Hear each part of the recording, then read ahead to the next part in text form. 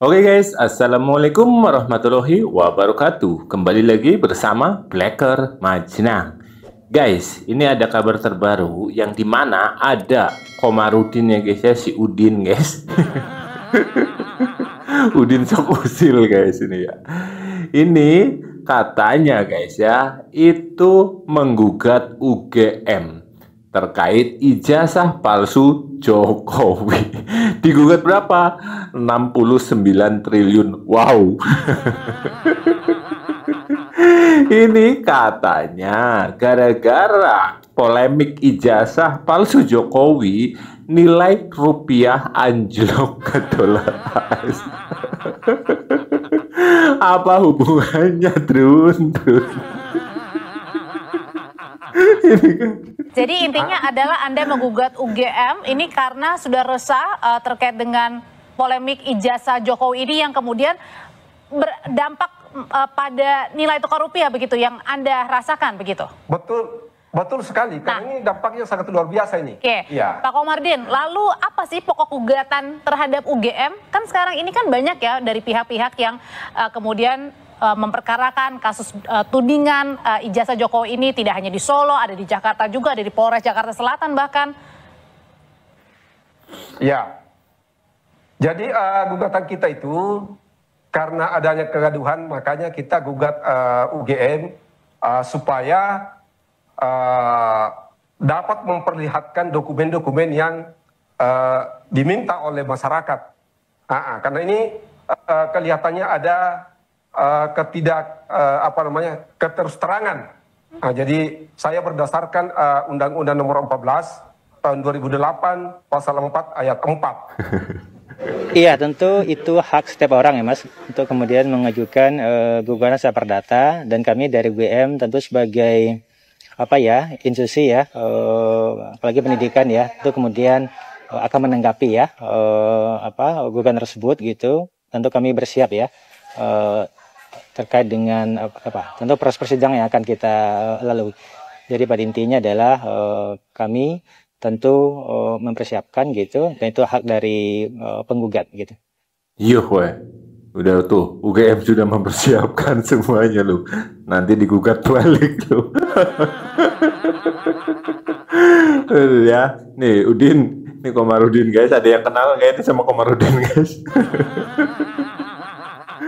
Kami sudah memperoleh rilisnya dari pengadilan gitu untuk tanggal 22 Mei ya. Mei hari Kamis besok gitu. Tentu sikap UGM adalah gitu, tentu mengkonfirmasi ya. Insya Allah nih kita dari UGM itu memiliki bukti-bukti yang otentik ya, terkait dengan status gitu ya, keberadaan Pak Jokowi di lingkungan kami, di universitas kami gitu. UGM digugat 69 triliun gara-gara ijazah Pak Jokowi. Ini yang gugat sehat kan Pak? Waras orangnya Udin. Udin sok usil. Aduh, aku masih nggak ngerti kon. Maksudnya apa sih? Kok bisa keriuhan ya urusan ijazah Pak Jokowi ya yang dibuat-buat riuh sama si Pak Roy Suryo, Pak Amin Rais dan seluruh kawan-kawannya itu ya. Kok bisa sampai membuat nilai tukar rupiah lemah, dolar naik? Apa hubungannya? Tapi perhitungannya gimana kawan-kawannya? Kok tiba-tiba ucuk-ucuk muncul angka 69 triliun gitu? Harusnya kan 10 triliun, 20, 50, atau 100 triliun gitu. Ini kenapa 6 dan 9? Tapi Bang Komarudin, aku mau tanya lah ya. Biasanya kan kita sebagai advokat mendampingi klien kita ya, untuk mendampingi menggugat karena klien kita mengalami kerugian dari orang atau badan hukum, PT dan lain sebagainya. Atau kita pun bisa menggugat orang karena kita mengalami kerugian langsung.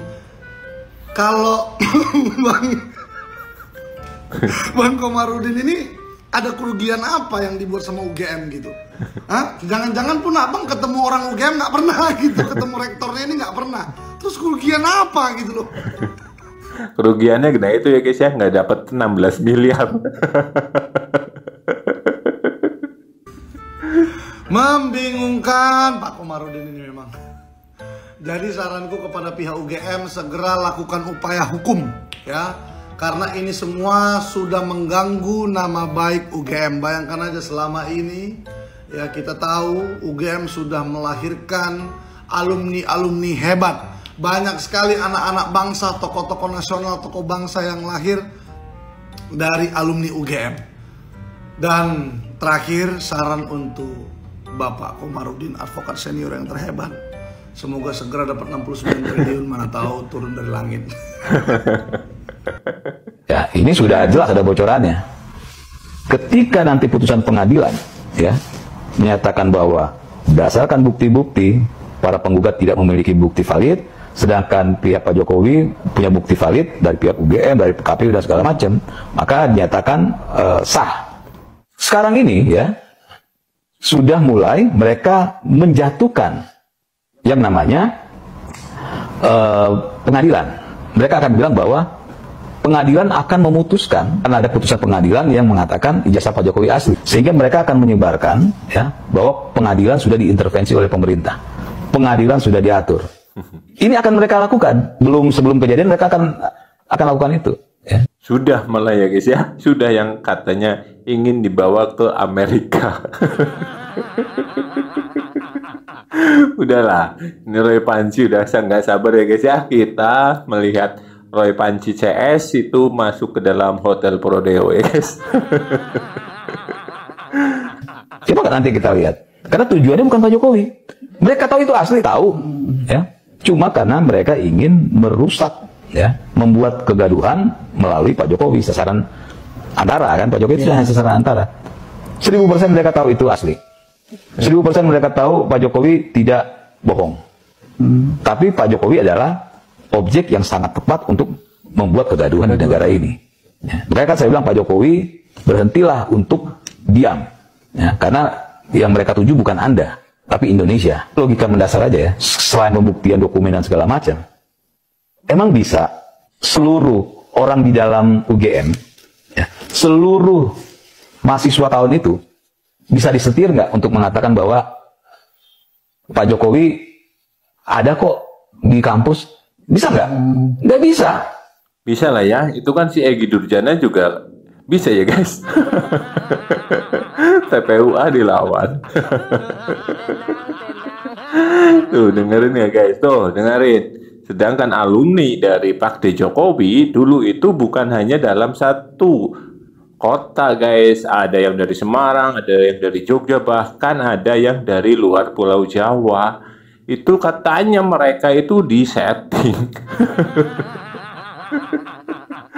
Ya, segitu banyak mahasiswa, ya, bisa nggak disetir untuk pura-pura mengatakan, oh kami teman Pak Jokowi? Itu logika itu aja sudah terbantahkan. Jadi saya bilang bahwa yang pihak-pihak yang menyebarkan isu ini, yang menyebarkan fitnah, ya, bukan yang menggugat ya. Kalau menggugat kan, ya, silakan, ya, itu hak kalian, gitu kan.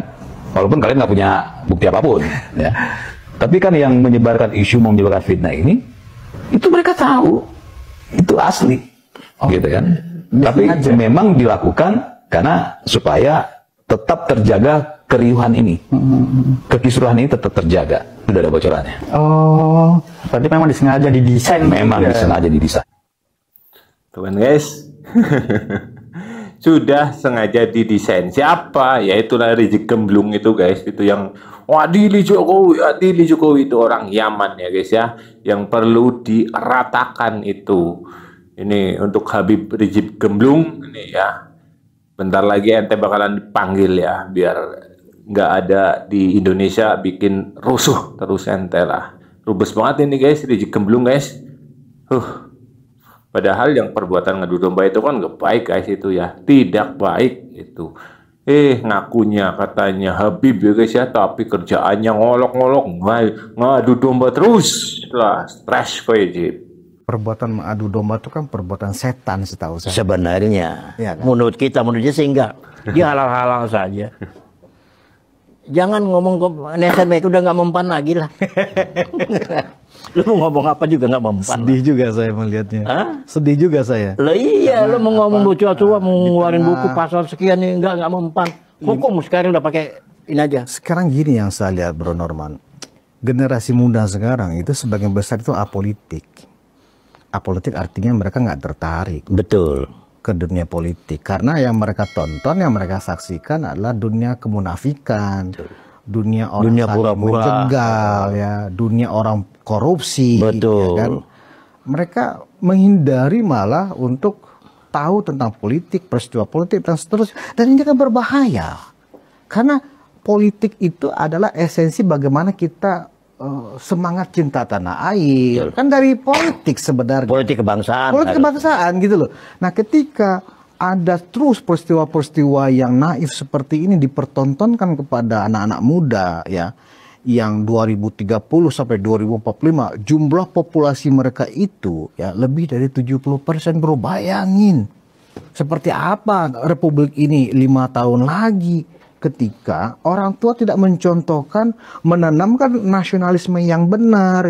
Kalau misalnya mengkritik pemerintah dibolehkan, sangat dibolehkan. Boleh. Tapi dengan cara-cara yang intelektual, dengan cara yang masuk akal, dengan cara-cara beradab dan seterusnya.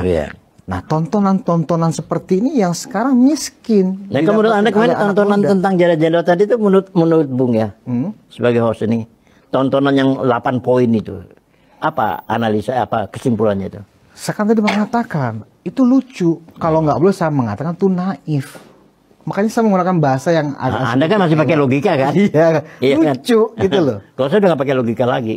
Kalau bro tadi langsung melihat itu otak udah. Memang iya ya guys ya, otak udang guys ya, otak dengkul guys KB itu. Sudah jelas-jelas ya guys ya, UGM yang menerbitkan ijazahnya sudah bilang ini Pak Joko Widodo itu adalah alumni UGM, masih orang percaya. Itu kan hanya orang tolol, hanya orang goblok ya guys ya. Lah Anda sekolah di mana? Yang mengeluarkan itu siapa? Orang tua ente apa sekolahan itu? Ya pastinya kan sekolahan. Nah terus kalau Anda digugat balik seperti itu bagaimana? Jadi benar memang ini bukan masalah kasus ijazah saja ya guys ya. Ini karena ingin menjatuhkan marwah seorang Pak D. Jokowi, yang dimana sosok seorang Pak D. Jokowi itu memang sangat kuat dan lebih kuat daripada partai manapun. Itu cuman 1 orang guys ya. Bagaimana kalau 2 orang guys, 1 lebih ya. Oh, kingmaker dilawan. Gimana menurut kalian guys tentang ini si Kadrun Komarudin juga ya, yang mau menuntut UGM 69 triliun guys. aduh terus tobat terus. Ngimpi jadi orang kaya ya guys. Oke sekian, semoga video ini bermanfaat. Wassalamualaikum warahmatullahi wabarakatuh.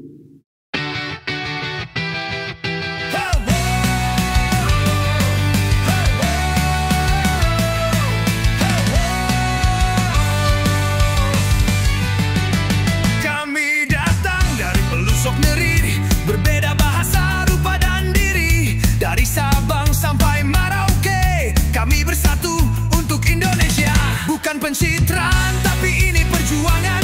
Kami lawan kabar penuh kebencian. Kami buat video jadi perlawanan untuk generasi indah di masa depan. YouTuber Nusantara, lawan hoax dan fitnah. Bersama Jokowi lanjutkan Prabowo Gibran. Tanpa bayaran, tak punya partai. Kami jaga bangsa dengan hati nurani. Kami berbeda suku dan bahasa, tapi satu tanah air, satu cinta kita. YouTuber Nusantara berdiri di sini. NKRI harga mati. Bukan soal viewer atau subscriber, tapi tanggung jawab jadi pengabdi cyber. Tak perlu sorotan atau gelar, yang kami punya hati yang sadar. Saat hoax membelah saudara, kami pilih untuk bersuara. Takkan kami biarkan negeri tercinta hancur karena tipu daya.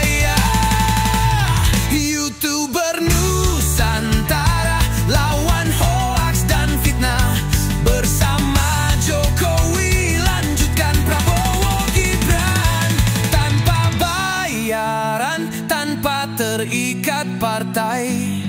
Kami jaga bangsa dengan suara fakta nyata. Kami berbeda suku dan bahasa, tapi satu tanah air, satu cinta kita.